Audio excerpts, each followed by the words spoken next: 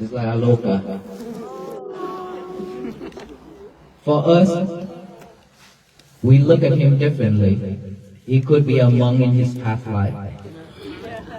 Because he's very clever, he's very smart. I'm telling you, he's super smart. But breaking his rules and regulations because of doing something. And now he's suffering with this form as an animal. And that is why I named him Aloka, means light. Hope it find the light of wisdom to liberate all kind of sufferings. Us too, we will be wandering around in this circle of life, life after life, and we don't know which form we will be born into. We don't know. But at that moment, when before we pass away, that is very important to all of us. You know, when we die, before we die, we are the only one, the only person in this world can see our life, our next life. Just like a movie. In our mind, in our heads, it's just like rewinding our whole life. What have we done, either bad or good? Which one is stronger? It will pop up in our head and it's just playing it, rewinding it just like a movie. If we committed into killing a lot of beings, and all those sound, all those crying sound voice and all those images that we've been doing, it just rewinded in our head. And that is the time when a lot of people, they ask for help and they cry and they yell, shout out loud and then doing all this, try to ask for help, to support from the others. But nobody understands, nobody knows about anything about it except that person. Is suffering before dying. If that person died at that moment, he or she will go directly to the next road, which is animal or hell. The four unwholesome realms, suffering realms, hell, animal realm, asura, veda, hungry ghosts. These we call the four bad realms. And human and heavens are the realms that we want it to be. We want to reborn as human or even heaven. In our tradition, heaven is many different levels of heavens, right? But when we go there, because we have such merit, we have a lot of merit, that's why we reborn in heaven. But after enjoying in the heaven for a long time, when our lifespan is over, we go back and reborn into the different realms. Depends on our karma. That is in our tradition. So heaven is not final state, final destination, because we still born and reborn and reborn. So these 6 places where all beings will be reborn again and again, over and over, until we become enlightened. The place where we call Nirvana. That is the place where will be no more reborn, no more defilements, nothing else. That is in our traditions. So I'm sharing all this to let you know that regardless of our belief or our religion of practicing, we are not here trying to spread Buddhism or promote or convert anybody, but sharing all those to let you know we should do something better for ourselves before we die. Before we die, we should have something to bring with us, but not material. All these materialities will have to leave. We cannot carry all those with us.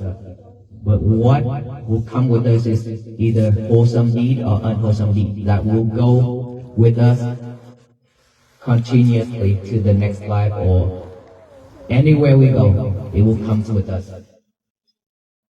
So we should do something better before we pass away.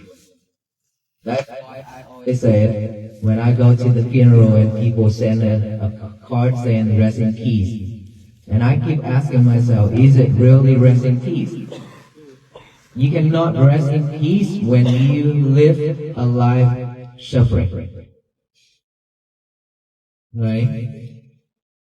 In order for us to rest in peace, we have to have a life with peace while we still survive, while we still alive.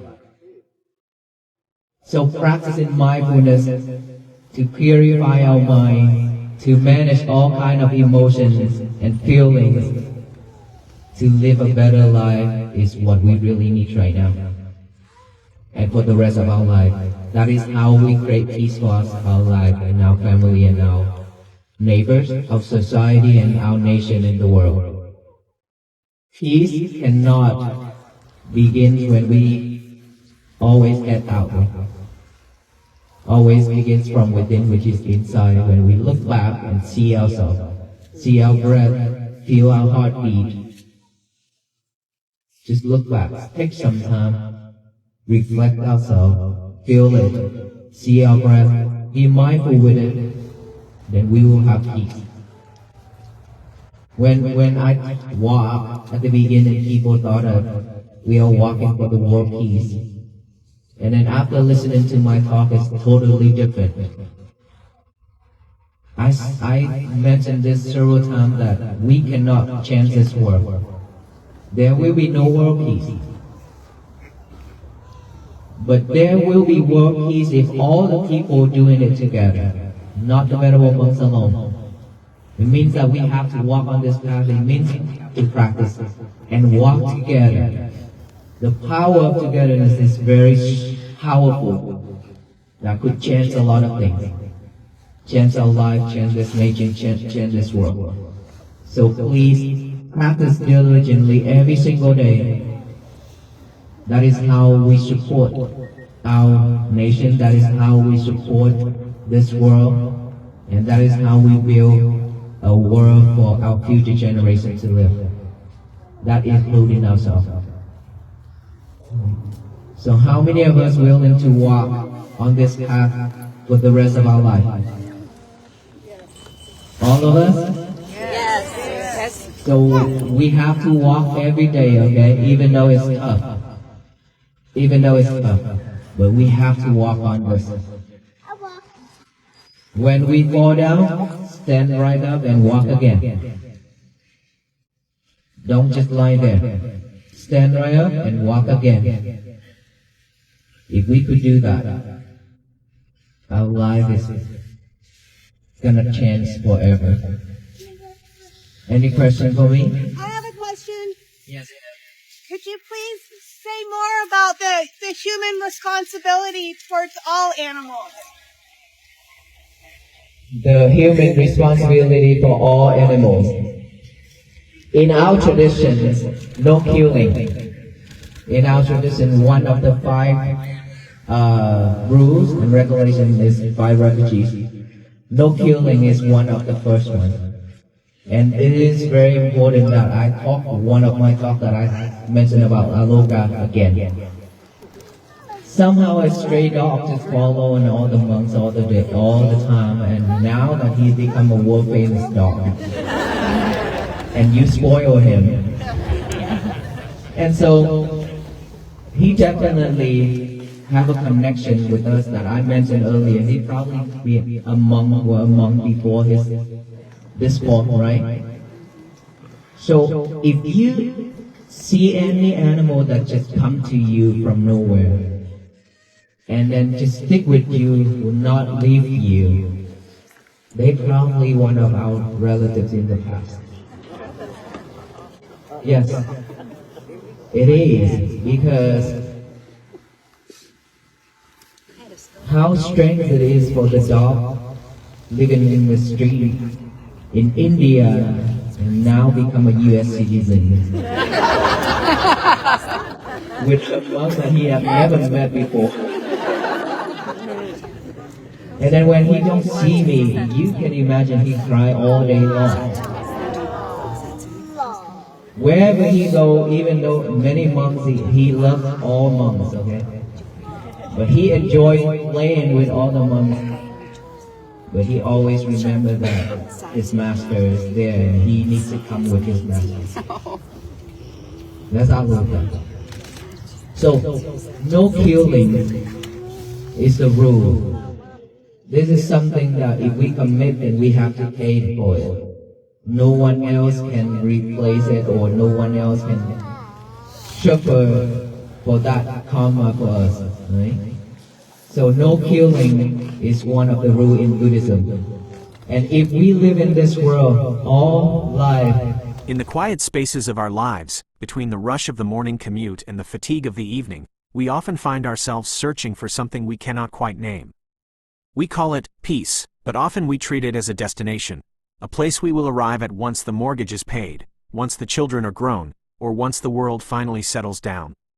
But if we listen closely to the wisdom of those who have dedicated their lives to the path of mindfulness, specifically the teachings emerging from the Walk for Peace, we begin to understand that peace is not a destination on a map. It is a manner of traveling. Life itself is a pilgrimage, a long, winding walk where the terrain is uncertain, the weather unpredictable, and the only true compass we have is the state of our own hearts. When we look at the figure of a monk walking across a nation, or simply walking across a room, we are reminded that every step is a choice. We can walk in a fog of distraction, dragging the heavy luggage of our past and our anxieties about the future, or we can walk with the lightness of presence, fully inhabiting the only moment we ever actually possess, this one. To understand this journey, we must first look at who is walking beside us. In the transcript of the Walk for Peace, we are introduced to a companion who challenges our conventional understanding of identity and connection, a dog named Aloka. To the casual observer, Aloka is simply a stray from India who found a new life in America, a world-famous dog, who follows the monks with unshakable loyalty.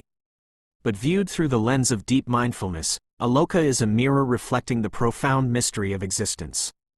The Venerable suggests that this clever, rule-breaking, affectionate being may have been a monk in a past life, a soul who, perhaps due to a momentary lapse or a specific karmic debt, has returned in a different form. This is not just a story about reincarnation, it is a radical invitation to expand our empathy. When we look at the creatures around us, or even the difficult people in our lives, do we see them only as they appear on the surface?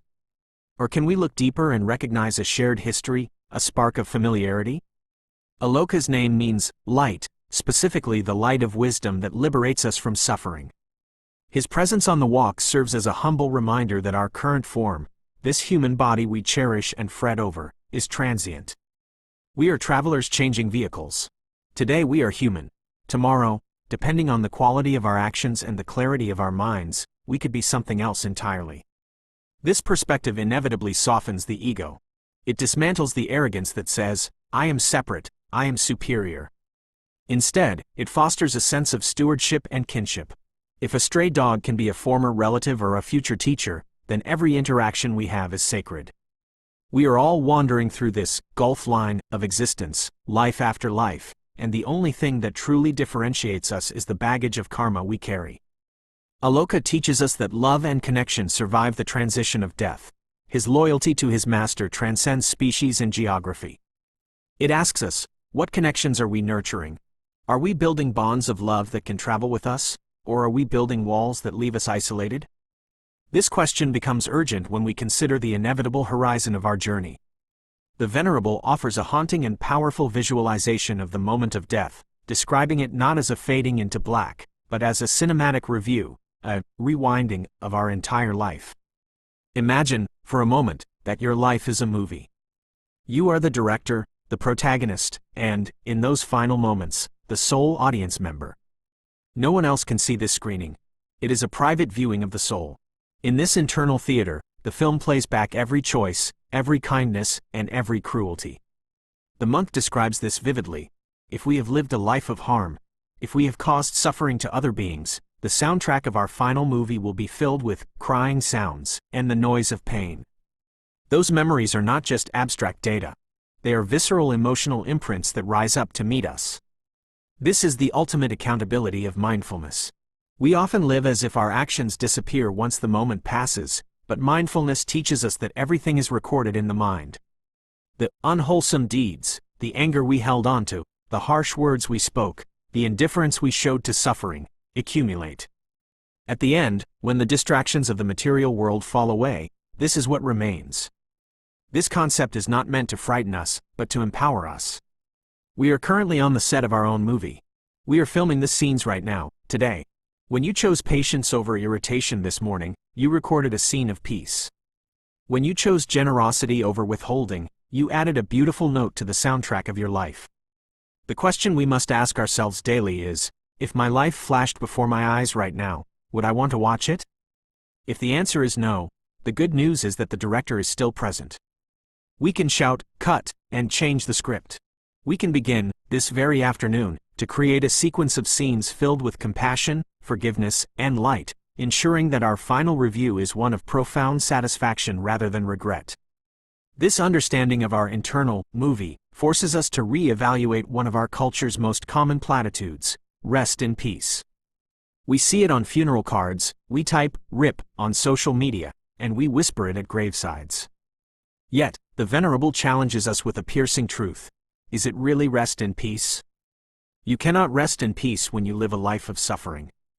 Peace is not a gift bestowed upon us by death, it is a habit cultivated during life.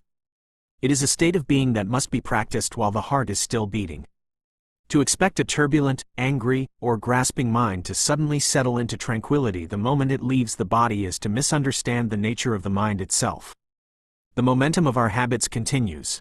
If we spend a lifetime practicing anxiety, we will die in anxiety. If we spend a lifetime practicing kindness, we will die into kindness. Therefore, the preparation for a peaceful end is a peaceful now. We are urged to do something better for ourselves before we die, and this something has nothing to do with material accumulation. We cannot carry our bank accounts, our homes, or our titles into that next room. The only currency that is valid across the threshold of death is the currency of a purified mind. This redefines what it means to be successful. A successful life, from this perspective, is not one of wealth, but one of weightlessness, the lack of heavy regret. It is the ability to look back at the trail we have hiked and see that we left it cleaner than we found it. This shifts our focus from rest in peace to live in peace. If we live in peace, managing our emotions and purifying our intentions daily, then death becomes simply a seamless transition, a changing of clothes, rather than a terrifying crisis. We are building our future home, brick by brick, thought by thought. But where does this construction project begin? It is tempting to look at the chaos of the world, the wars, the political divides, the environmental crises, and think that peace must be manufactured out there, through treaties and policies. While those things are necessary, the root of the tree of peace is always internal. The transcript reminds us that peace cannot begin when we always look out. It always begins from within. It starts with the geography of the human body, the breath and the heartbeat. These are the anchors. In the midst of a stressful day, the simple act of turning our attention inward, just look back, take some time, reflect ourselves, feel it, is a revolutionary act of peacemaking. When we observe our breath, we stop fighting reality. We step out of the mental narratives of should and want and step into the reality of is.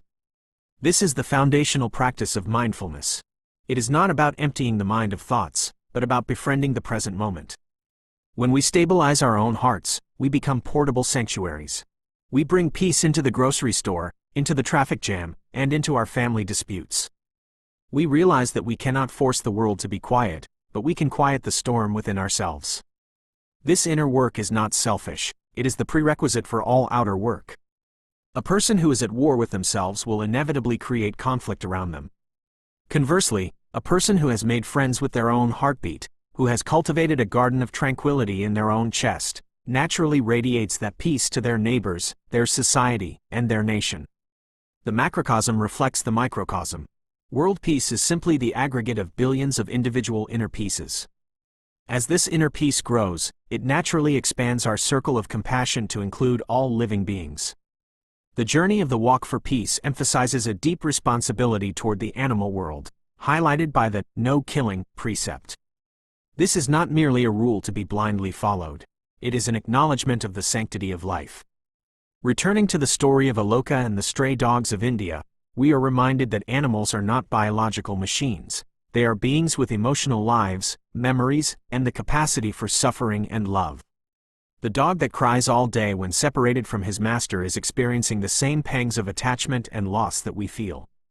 When we adopt a lifestyle of non-violence, we are acknowledging that we do not have the right to extinguish the light in another being's eyes.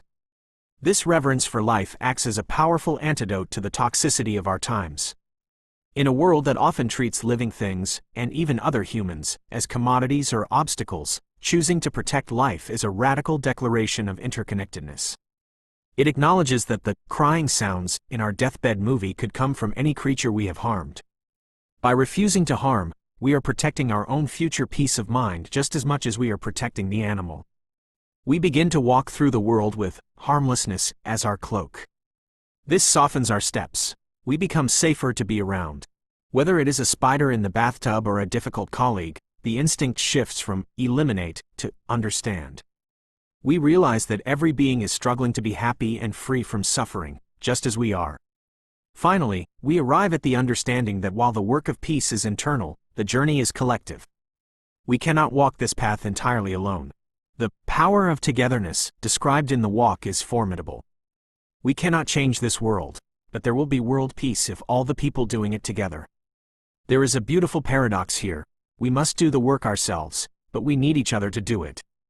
The Sangha, or community, provides the strength to keep going when the road gets steep. The metaphor of the walk is perfect for the spiritual life because walking is tiring. There are blisters. There are moments of doubt. There are times when we fall down. The instruction for those moments is simple and deeply American in its gritty optimism. When we fall down, stand right up and walk again. Don't just lie there. Perfection is not required. Resilience is. We will lose our temper. We will get distracted. We will make mistakes. That is part of the human itinerary. The practice is not about never falling. It is about shortening the time we spend on the ground. Every time we stand back up, dust off our knees, and recommit to the path of kindness and awareness, we are strengthening the muscle of peace. We are voting for the kind of world we want to live in. So, the invitation stands before us. It is not a demand to become a monk or to walk across a continent. It is an invitation to walk differently through the life we already have. It is a call to recognize the Aloka in every pair of eyes we meet, to curate the movie of our lives with the care of an artist, to redefine peace as an active daily practice, to find our footing in the breath, to extend our protection to the most vulnerable, and to keep walking, side by side, with resilience and hope. The road is long, yes, but the company is good, and the destination, a heart at rest and a world in harmony, is worth every single step. Let us walk.